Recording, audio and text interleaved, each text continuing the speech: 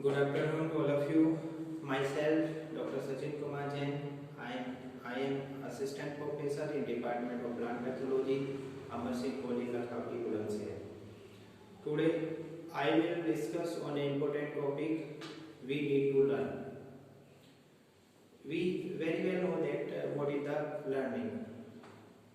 Learning is a process of acquiring new knowledge, to acquiring new ideas, new understanding, to acquiring new preferences, new values, new attitude, new skills. और हम सभी जानते हैं कि learning एक ऐसी प्रक्रिया है, एक ऐसी प्रोसेस है जिसमें हम पूरी उम्र हम सीखने की अवस्था में रहते हैं। एज ए स्टूडेंट मैं बात करूँ, स्टूडेंट जब स्कूल में कॉलेज में आता है, स्कूल में आता है, कॉलेज में आता है, तो डिफरेंट अपने फ्रेंड से, जो उसके स्कूल फ्रेंड है या कॉलेज फ्रेंड है, उनसे बहुत सारी चीज़ों को वो गेन करता है, बहुत सारी नॉलेज को, अंडरस्टैंडिंग को गेन करता है। अपने जो उसके टीचर्स रहे हैं उनसे नॉलेज गेन करने के साथ साथ उनसे स्किल डेवलपमेंट की बातें को वो गेन करता है। ये सब this is the learning. As a teacher यदि बात करें तो टीचर्स अपने फ्रेंड सीनियर से, स्टाफ मेंबर से, अपने कलीग से, अपने जूनियर स्टाफ से बहुत सारी चीज़ों को, बहुत सारी नॉलेज अंडरस्टैंडिंग को गेन करता है। तो मतलब लर्निंग एक ऐसी प्रक्रिया जिसमें हम पूरी उम्र इसी अवस्था में, लर्निंग की अवस्था में रहते हैं। आज के लेक्चर में हम इन्हीं चीज़ों को बात करेंगे कि कौन कौन सी चीज़ें हैं जो आज हमको लर्न करने की ज़रूरत है। यदि हम सिंपली लर्न को विभाजित करें, लर्न का क्लासीफाई करें, तो हम दो इनको भागों में डिवाइड कर सकते हैं। Learning can be divided into two category. First is the load learning and second is the meaningful learning. Load learning हम सभी जानते हैं, किसी चीज़ को बार बार पढ़कर उसको मेमोराइज करना ही लोड लर्निंग कहलाता है। लोड लर्निंग के बहुत सारे डाउन साइड इफेक्ट हो सकते हैं, जैसे कि हम लोड लर्निंग में हैं, हम बार बार पढ़ के किसी चीज़ को लर्न कर रहे हैं, मेमोराइज कर रहे हैं, तो ये एक कुछ समय तक ही हमें याद रहता है। This is the down side effect of load learning. कुछ समय तक याद रहेगा, हमारी कोई न्यू इन्फॉर्मेशन है उसको पुरानी इन्फॉर्मेशन में कैसे ऐड करें, this is the problem of load learning. But लेकिन जब हम मीनिंगफुल लर्निंग करते हैं तो मीनिंगफुल लर्निंग मीन्स होता है understanding, means understand what one learner rather than only memorise it. Understanding करना, किसी चीज़ को अंडरस्टैंड करना rather than memorize it। किसी चीज़ को अंडरस्टैंड करना, किसी को समझना ही मीनिंगफुल लर्निंग का मतलब है। और ये मीनिंगफुल लर्निंग के बहुत सारे बेनिफिट होते हैं। जैसे मैं वन बाय वन डिस्कस करूँ तो first is the student can remember concept for a long time of period. Meaningful learning में जो उसने कॉन्सेप्ट सीखे, जो थ्योरी उसने स्टूडेंट ने सीखी है, वे उसको लंबे समय तक याद रहते हैं। This is the benefit of meaningful learning. यदि हम किसी चीज़ को समझ रहे हैं, किसी चीज़ को समझने की कोशिश करते हैं। The second benefit is student able to apply concept and theory to day life. मतलब अपनी डेली लाइफ में स्टूडेंट उसको, उन थ्योरीज को जो उसने अंडरस्टैंड किए, उन थ्योरी को अप्लाई करता है और उन कॉन्सेप्ट को अप्लाई करता है। ये भी इसका एक बेनिफिट इफेक्ट है मीनिंगफुल लर्निंग का। The third point is student gain a good and fundamental knowledge of subject, with giving them a great head start। एक सब्जेक्ट की उसको अच्छी फंडामेंटल नॉलेज हो जाती है, जो कि उसके आगे जीवन में भी कुछ भी वो डेवलप करना चाह रहा है, अपना बिजनेस डेवलप कर रहा है, तो वो उसमें काफ़ी हेल्पफुल होती है। This is the benefit. This I discuss here three, और भी हो सकते हैं। तो मीनिंगफुल लर्निंग के बहुत सारे बेनिफिट होते हैं। किसी चीज़ को समझकर याद करना ही हमारा मीनिंगफुल लर्निंग में आता है। तो आज हम बात करेंगे कि किन किन चीज़ों को हमको लर्न करने की ज़रूरत है। 6 पॉइंट मैं बताने इस लेक्चर में जा रहा हूँ कि कौन कौन से 6 पॉइंट है जिनको आज हमको लर्न करने की ज़रूरत है। The first is we need to learn not to burn our energy in anxiety. अपनी जो एनर्जी है उसको एंजाइटी या स्ट्रेस में बर्न ना करें। स्ट्रेस के डिफरेंट कारण हो सकते हैं, डिफरेंट कॉजेज हो सकते हैं। उन एंजाइटी में या स्ट्रेस में या टेंशन में अपनी एनर्जी को बर्न यदि हम कर रहे हैं, तो जो हम उसमें स्ट्रेस में बर्न कर रहे हैं या एंजाइटी में बर्न कर रहे हैं, तो उसको भी हमको लर्न करने की ज़रूरत है कि किन किन कारणों से हमारी एंजाइटी का कारण कौन कौन सी चीज़ों बनती है और कैसे हम उसको मैनेज कर सकते हैं। एंजाइटी सबसे पहले हमको देखना पड़ेगा कि एंजाइटी जो हो रही है, टेंशन जो हो रही है, वो किस किस कारण से हो सकती है। जैसे स्टूडेंट पर्पज से गए तो स्टूडेंट के हिसाब से यदि हम बात करते हैं तो स्टूडेंट को कॉलेज से या उसके स्कूल से बहुत सारी स्ट्रेसेस हो सकती है। हम बिजनेसमैन के हिसाब से कहें तो बिजनेसमैन को उसके बिजनेस से के प्रति टेंशन हो सकती है, सर्विसमैन को सर्विस के प्रति हो सकती है। कभी कभी आपस में रिलेशनशिप अच्छे ना हो तो ये भी एक स्ट्रेस का कारण बनता है। कभी कभी किसी दवाई का साइड इफेक्ट भी एंजाइटी का कारण बन जाता है। तो ये सब चीज़ें को आज हमको समझने की जरूरत है। कभी कभी होता है कि किसी कोई नज़दीकी व्यक्ति है और उसकी डेथ हो जाए, तो वो भी एक स्ट्रेस या टेंशन का कारण बन सकता है। तो ये चीज़ किन कौन कौन से कारण बन सकते हैं एंजाइटी के, ये हमको आज लर्न करने की ज़रूरत है, समझने की ज़रूरत है। The second is we need to learn how to manage our tension and anxiety.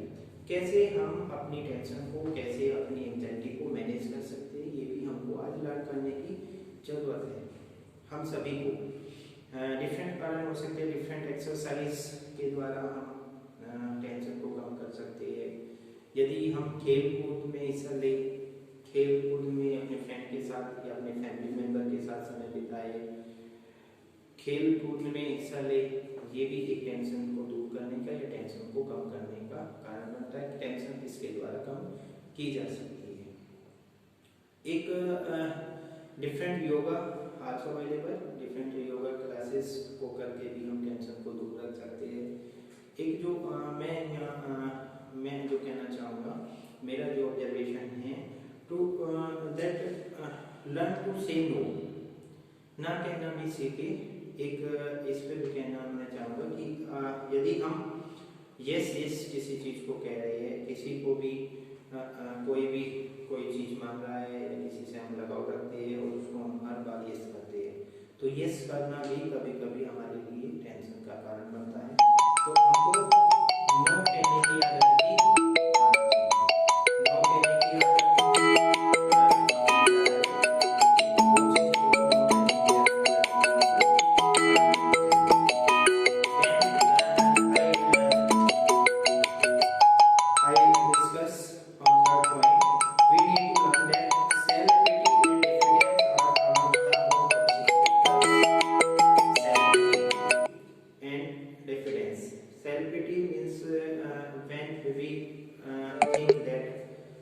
we have the lot of problems, या कह सकते हैं कि we have suffering from lot of problems. This is the self pity. हम अपने को ये कहें कि हम ही बहुत सारी मुसीबतों से घिरे हैं, बहुत सारी मुसीबत हमारी ये सब हमारे साथ साथ चलती है, ऐसा नहीं है।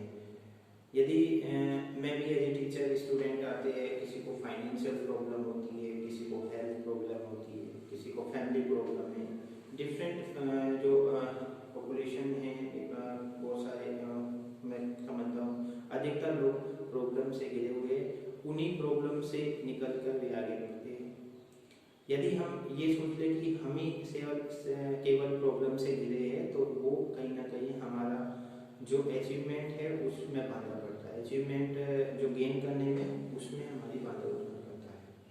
तो सेल्फ पिटी को आज हमको समझने की जरूरत है कि सेल्फ प्रॉब्लम सभी के साथ है, सब उन्हीं प्रॉब्लम से निकल के आते हैं, सबको प्रॉब्लम है। Then diffidence means low confidence. जहाँ तक मेरा ऑब्जर्वेशंस लो कॉन्फिडेंस पर या साइड तक करता है, वो कहता है कि जब हम किसी चीज़ को बार बार प्रैक्टिस में नहीं लाएंगे, किसी चीज़ को बार बार मेमोराइज नहीं करेंगे, बार बार उसको किसी से शेयर नहीं करेंगे, तो वो हमारा लो कॉन्फिडेंस या डिफिडेंस का कारण बनता है। तो ऐसी आदत हमें लानी पड़ेगी कि जो हमने सीखा या जो हम करने जा रहे हैं उसको बार बार प्रैक्टिस में लाए। तो ये आज हमको ये इम्पोर्टेंट पॉइंट मैंने बताया कि हमको आज सीखने की जरूरत है इन सबको। The fourth point is we need to learn that the world love talent but reward characters. हम सभी जानते हैं कि यदि कोई टैलेंटेड व्यक्ति है उसको सभी उससे मानते हैं, उसको सभी उससे लगाव करते हैं, सभी उससे प्रेम करते हैं, टैलेंट को प्यार करते हैं, लेकिन रिवार्ड कैरेक्टर्स को करते हैं, उसके गुण को रिवार्ड किया जाता है।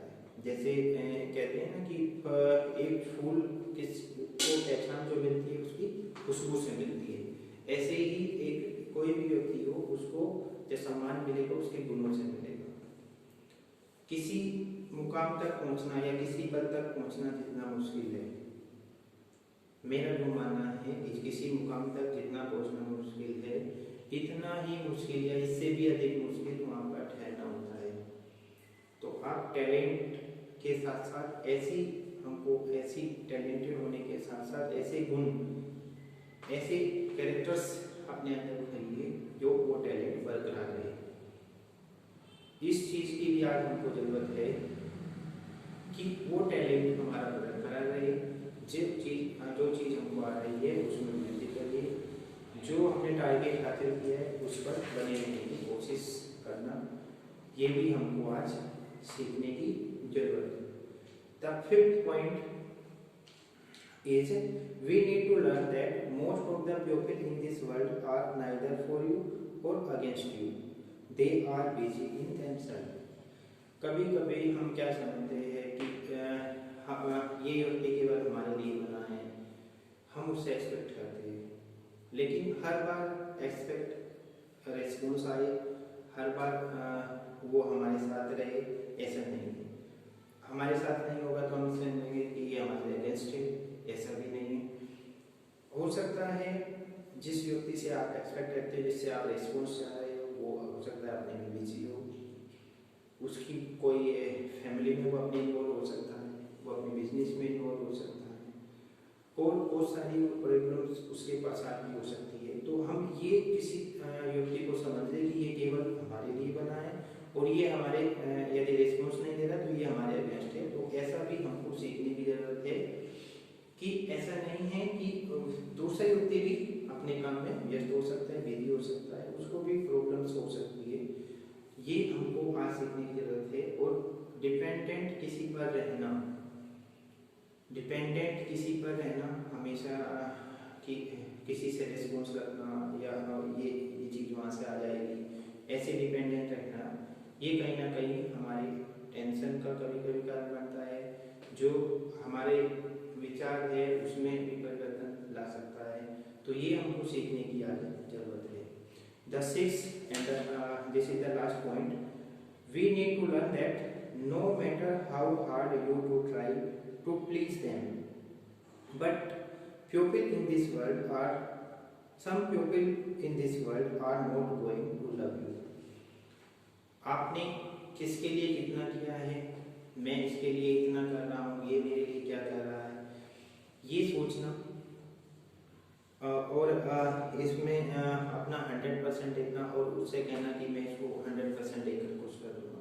ऐसा नहीं है कि प्रति एक बार आप किसी के लिए हार्ड करोगे और वो आप उसको खुश कर दोगे।